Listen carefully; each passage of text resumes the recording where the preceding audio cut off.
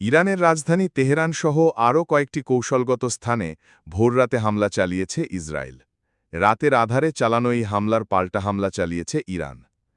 তেল আবিবের বিমান হামলার জবাবে গত কয়েক ঘণ্টায় সেখানে শতাধিক ড্রোন নিক্ষেপ করেছে তেহরান। ইসরায়েলের প্রতিরক্ষা বাহিনী আইডিএফের মুখপত্র ব্রিগেডিয়ার জেনারেল এফি ডিফরিন বলেছেন, ইরান ইসরায়েলি ভূখণ্ডের দিকে প্রায় ১০০টি ইউএভি বা ড্রোন নিক্ষেপ করেছে। তিনি বলেছেন, তারা সেগুলো আটকানোর জন্য কাজ করছে। ডিফরিন আরও বলেন, গতরাতের হামলায় ইরানি সেনাবাহিনীর প্রধান, ইরানের Islamic revolutionary guard corps commander এবং ইরানের জরুরি কমান্ডের কমান্ডার নিহত হয়েছেন। ইরানের রাষ্ট্রীয় গণমাধ্যমও এর আগে জানিয়েছে, বিপ্লবী গার্ডের প্রধান হোসেইন সালামি নিহত হয়েছেন। ইরানে হামলার পরপরই নিজ দেশে জরুরি অবস্থা জারি করেছে ইসরায়েলি সরকার। দেশটির প্রতিরক্ষামন্ত্রী ইসরায়েল কাতস জরুরি অবস্থা ঘোষণা করেছেন। তিনি বলেন, খুব শীঘ্রই ইসরায়েলের ওপর পাল্টা হামলা চালাতে পারে ইরান।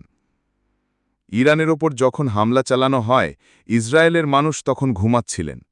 জেরুজালেমে অবস্থানরত বিবিসির এক সংবাদদাতা জানান, সাইরেনের বিকট শব্দে এবং মোবাইলে জরুরি সতর্কতা বেড়তে পেয়ে তারা জেগে ওঠেন।